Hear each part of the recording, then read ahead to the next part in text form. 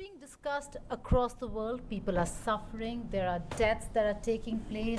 What is the government really doing? What are governments really doing? We're talking about heat wave. In our newsroom, we've been discussing how to really report on it, what really needs to be put out there for people to know how terrible this is.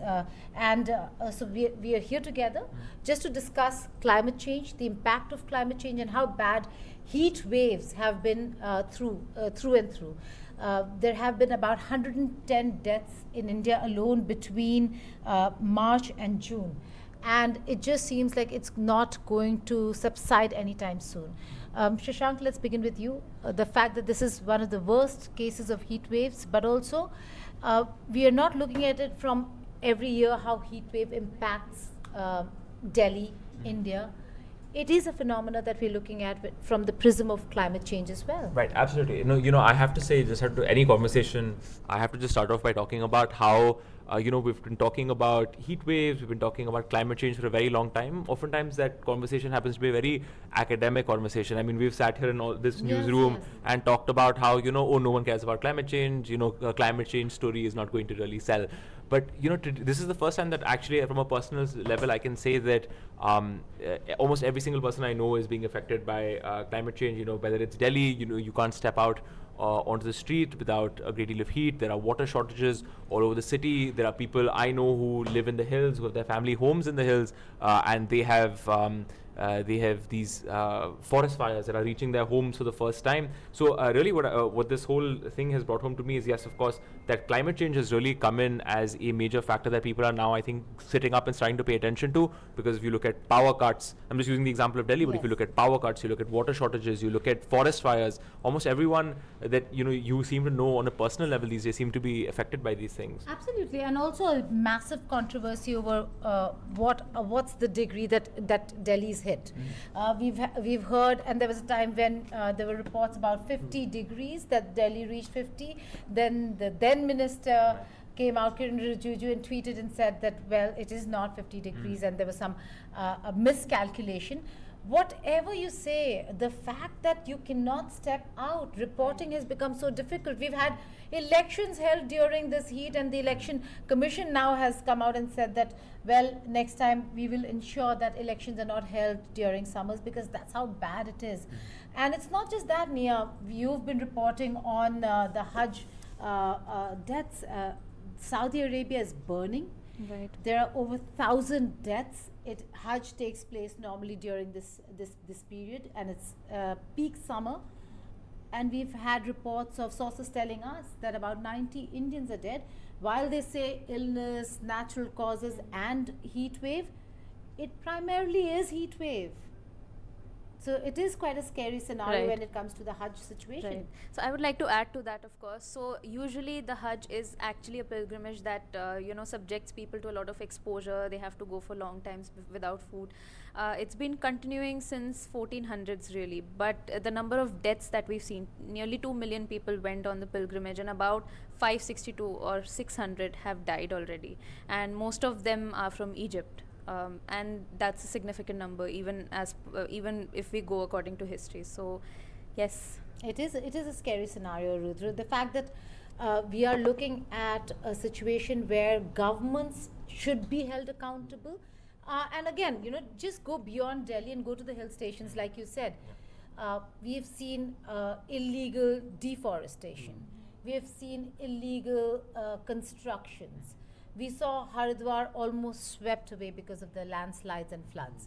These are situations where governments now have to step in and say, well, thus far and no further. We will talk about the relativity of heat wave as well, the fact that that has happened, but governments really have to step in over here. Exactly. It's like all show and no talk, no walk. It's something like that, because personally we are experiencing something that we never did before. The moment we step outside this air-conditioned office, it seems like our skin is burning, literally. And we can't just either it's like either you stay at home or you stay at office. There should not be this travel that we do. Exactly. The power cuts that you people suffered, because you guys are in Noida, right? And there was an entire night without power. And that certainly that's big.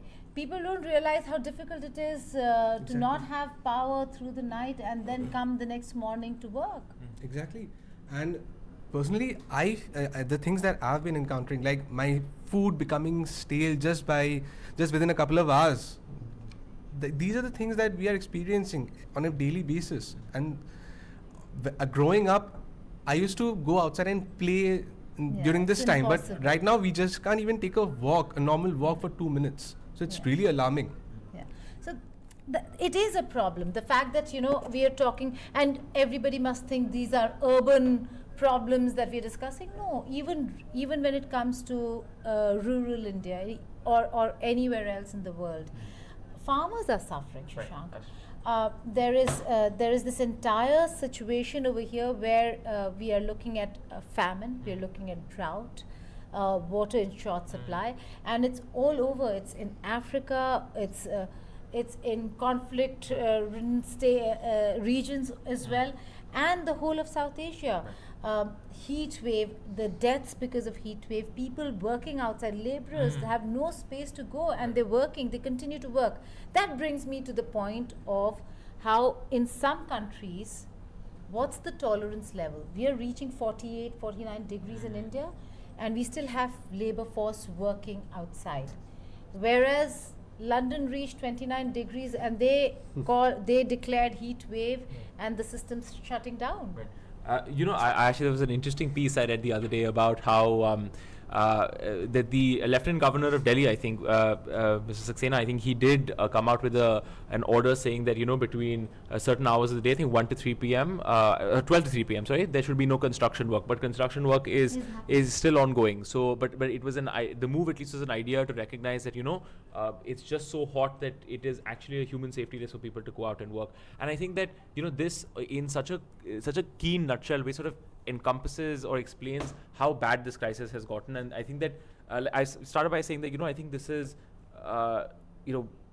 really, I think, for the first time reached people in their daily lives. I mean, of course, we've talked about this for a lot, but I think the country, I think I've seen massively wake up to this crisis now. And I think that you look at it from every single angle, right? You look at it from a health crisis. You have had dozens of people die in Delhi over just the last couple of weeks. You have, and even if short of deaths, there are people who have had heat stress. I mean, we've had colleagues here who have just missed days and days of work because of heat strokes. So if you look at that and you look at the economy as a whole, and you look at how many days of work people will lose and just long-term impacts to their health, it could be an absolutely devastating crisis. We talk about India's demographic dividend, not much of a demographic dividend if for 3 months in a year your population is unable to go out and work in the sun, because which is not happening actually. Right. Well, they all end up working. Right. And we have to work in these conditions. Absolutely. But unlike other countries. Exactly, but it definitely puts them at risk. And of course, so that's just the human situation, right? What happens to the economy? What happens to people who can't work? What happens to their health, and so on and so forth? So your whole if you're a country like India, just to lay out the implications for India, the health of your youth, your demographic dividend, your economic growth, all of that is thrown into the lurch if it's so hot that your people can't physically go out and do the task of building the country up, right? We talk about building the country up. You can't do it if it's so hot. And that's one problem. But I also have to add about the politics of it all, right? That even domestically in the country, one of the big, you'll have seen the headlines right now that the Water Minister Atishi is going on an indefinite hunger strike to get more water. Why is she going out? Because water demand has shot up in the city because it's so hot. But and there's politics because the BJP is blaming Aam Aadmi Party government in Delhi for not providing water. They're saying that they've stopped the water supply at the barrages at the entry points of River Yamuna and so on and so forth, and that's the politics at play. But it's not just Delhi. You have the same politics play out in, down south as well. Tamil Nadu and Karnataka fight over the same problem every summer. You have the same situation in the east as well, or the eastern, southeastern sector. this problem persists when it comes to water sharing and water problem, and water will be one of the most important and maybe the largest crisis that the world will. I just wanted to point out that the reason why I mentioned was also because of just the basic social services that India has, right? That water, electricity, there have been power blackouts. So if you can't supply water, you can't supply electricity. If you have people turning up in public hospitals in massive numbers, then health also gets overwhelmed as a service. So just if you look at it on a totalizing level, right? If you look at from the economy to the health of people to power to basic services, water, health, etc., it just completely paralyzes the system totally. Impacts all Can I add sectors. something Yes, to that? yes, absolutely. So, I want this to be a little more objective now, because the focus was on India, but if you look at it, I don't know if you've seen the film 2012. It showed rising temperatures and rising sea level, and ultimately leading to global destruction. And I'm come to think of it, global climate change is not in the future anymore. Everything that the scientists have predicted is happening now. The rising sea levels is now. Thinning ice sheets is happening now. And according to a report by NASA, I was reading and I was going through it, and it said that we've already done damage that will live on for centuries. So even if we start making change now, it will take probably decades for the temperature to plateau and then finally lower. So I think action, it's probably a call for action. Also, there is a huge thing when it comes to how governments deal with it. Exactly. And while we're talking about locally, governments should look at accountability.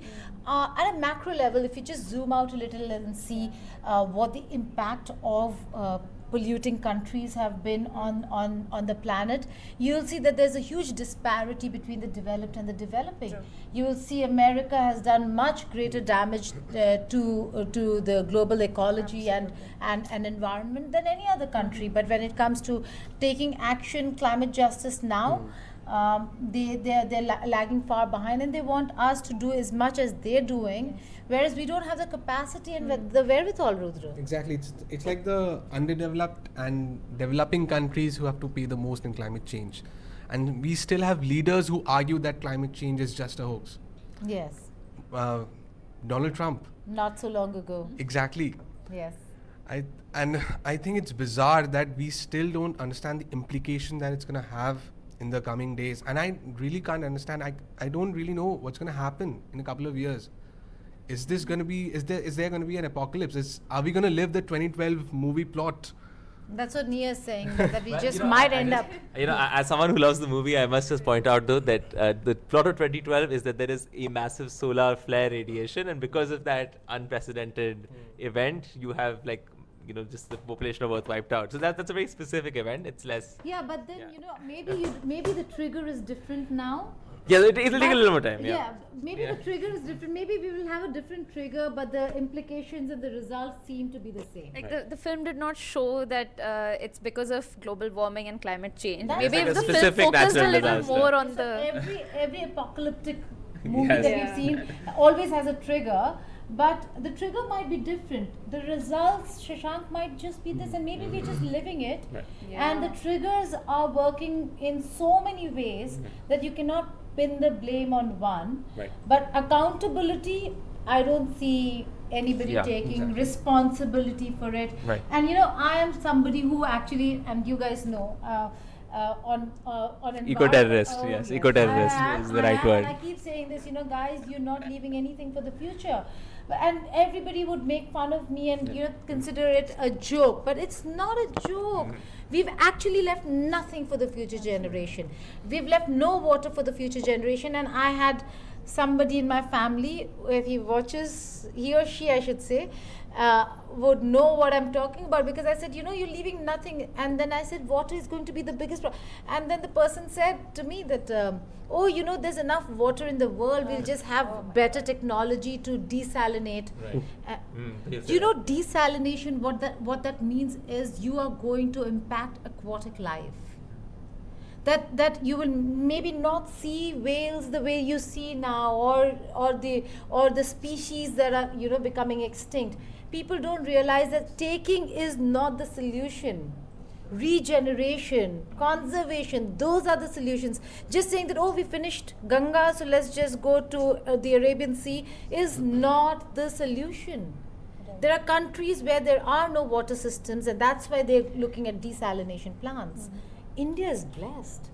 Please go see what they do to Yamuna. I travel every day, and again, one of my colleagues was saying, the other day I was traveling and I saw somebody stop and like a mad woman, showing people away, and it was me. I actually stopped because this is just after one of those festivals, and people just come with their prayer, what do you say, remnants of the previous day, whether they're flowers, everything, and they're dumping it into River Yamuna because obviously it's holy, and so they cannot put it in the garbage bin, right?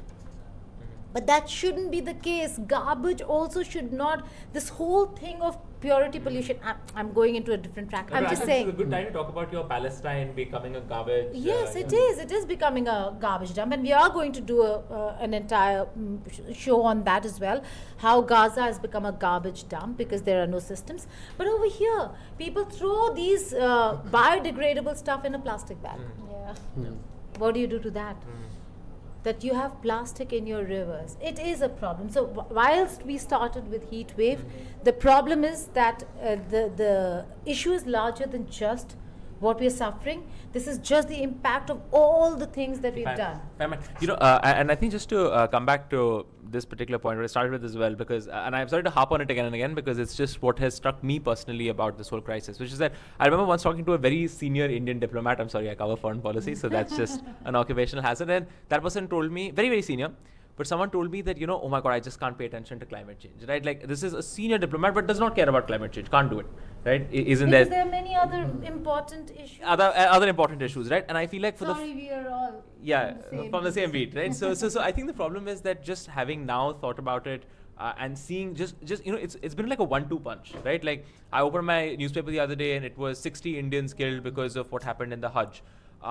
Mexico, there are 90 now. Mexico wildfires, America wildfires, 70 million Americans exposed to extreme heat. Some family lives in the hills in Himachal Pradesh, they had wildfires. Absolutely, Australia, the deaths here in Delhi. It just feels like day after day there's just a new staggering story that keeps coming up. And about a decade and a half ago, I'm just interjecting, a decade and a half ago that Australia actually had a rule, because that's such massive water crisis, that these many, you can bathe for not more than 12 minutes. You can wash your car for not more than a minute or half a bucket. And this should apply over here. You do not need to stand under the shower and waste water. Right. This should have applied a decade and a half or 2 decades ago. I just think that why I said the thing earlier about how climate change impacts the economy, health, and even national security and defense and so on and so forth is just that it's so all-encompassing as a challenge. It has so many massive ramifications that one of the things that people have always talked about why do people not pay enough attention, why do politicians and diplomats, senior diplomats like the one I was mentioning, not pay enough attention to it, is because it just, to deal with the crisis of climate change, you're just going to have to make such structural changes to how we live, to how we do basic things in our life, that most people are just, it turns them off. They switch off when they think about climate change, talking about climate change. I completely agree. But you know what is a bigger shame, Shashank? A bigger shame is that when you have so many people in the social media space, on digital, and you have so many of the youth in that space, you don't have influencers actually talking about this. They'll talk about what they're wearing, they'll talk about what they've purchased. There's so much that these influencers can do, Nia, and I really don't see, I mean, you cover them, you see them, and you track them so closely, but do you actually see anybody, barring maybe just a few, do you actually see them talking about climate change the way they should? They will make an impact. If forget about your Taylor Swifts and all these other big stars abroad. Only if your Bollywood stars only come out and start saying, guys, stop wasting water, or start doing such and such thing. Have you seen that? Is there any climate activist in your realm? I don't see I think things. Leonardo is the exception. He is the exception. He's the exception because he is an ambassador. He actually works. He has an entire organization. Yes. But I when think it he's the comes biggest to advocate in show business when it comes to climate change. Yes, But absolutely. when it comes to influencers, I do see, products being paraben free and maybe more cruelty free. I think that's going organic to only a certain extent. Exactly. But do you see them voice concerns about Absolutely climate not. change? I don't. We don't. We as a collective, I think we need to focus more on this. But I just feel that it's becoming very counterintuitive. So the things that you're not supposed to do, you can't go without. I'll just use example of air conditioners, for example. Yeah. We've seen so many fires, and it's just because of the AC. You can't turn them on. You can't keep the temperature below 25, but you need to. So I feel like a lot of things are happening right now that we might need to avoid, but we can't. Also, it's a vicious circle. You know, the more you have heat wave, the more you have global warming, the more you will want air conditioners. But what about the other things? So many other things that they can do. Why do you need fuel guzzlers? Why do you need Hummers? Why? Why can't you just look at, and maybe now there'll be an entire conversation we can have on EVs, whether they're good or Yes, not, I would and the batteries, so on and so forth, whether it's sustainable or not. But for the immediate future, we should be looking at how to, reduce pollution levels, which also cause a lot of heat, right? I just wanted to say that my enduring hope is that I think with any we talked about earlier about how just it's so totalizing the kind of changes that you need to make that people aren't as interested. But I feel like once people see climate change begin to have an impact in their day-to-day lives, because really, I mean, look, we were a generation. I think I can talk. I don't know, ma'am, whether for you it was really the case, but I don't know whether I mean Nia, Rudro, and myself. I think that we went to school at a time where climate change was really talked about as, this is Exactly. a absolutely Exactly. top priority. But it was so academic, it was so boringly taught that no one really thought about it. At most, I remember most I can remember from my childhood in Bangalore is that one summer the water tankers ran low, and that was about as impactful as the crisis got. But I feel like it just did not get through to people what a big crisis this was. We just read books and said, okay, I guess climate change is going to be a big issue. But it's your generation also. Right. I have to appreciate, Shashank, that it's your generation and we are not waking up to it. Governments are not waking up to it. But you're the generation where I've actually seen young climate activists. Right, yeah. I've engaged with so many of them over the years, and they're now in places where they are doing good work. But you're the generation that's actually telling the governments and the previous generation to stop. If But I the just question is, are we taken seriously? Every other day we see climate activists defacing paintings. the stop oil and stuff. Exactly, but yeah. are we taken seriously? No, so actually that's the point I wanted to make. Right? Just the point I wanted to make in closing was that I just think that having seen some of the impacts of something like this, in their families, if your kids aren't able to get to sleep at night, if you have suffered power cuts, if you've suffered heat, and someone tells you, okay, look, this is because of climate change, it has arrived. This is not a crisis of 20 years in the future. I remember, and I'll tell you, if I may have 30 seconds, just that I used to always read these IPCC, it's a coalition of scientists that bring out these reports. So talking about how in 2100 the temperature of Earth will increase so much, and that's how much we were told about climate change. And it was so boring, it was so academic, it just didn't come home to us. But Can now I that add it's to that? but After now your that it's hit home, I just feel like more people will be slightly more willing, I think, to make changes in their own lives and also back political change. And make more changes in this fashion that I think will lead us to the kind of change we need politically to sort of crack down harder on pollution, on plastics Right. in water. In this newsroom, when we began, I said one thing. You see, you cannot avoid plastic completely, but yes, this newsroom is fairly largely plastic free. We try ensuring we carry our own bottles, our own mugs, just refill them rather than going and wasting even a paper cup. Reducing that waste also is very important. So just keeping that in mind and taking that forward. So this is just the beginning of the things that we're going to do on climate change and heat wave. But it is one that really, really should touch everybody. Everybody should be concerned. Before I close, Nia wanted to add. Just one last thing, and I'm glad that this is the last point I'll make. It's sort of a conclusion to further the point Shashank made. I think we need to move on from academic analyzations and give people raw imagery and show them what it would be like maybe 10 years down the line, how it would look, their children not having enough resources. Population increases, it's I think another topic in and of itself. People I'm going to paint a very grim picture Yes, and leave you please with do. that.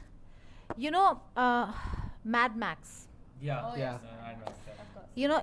It is a telling image of what can happen should your children not have enough water.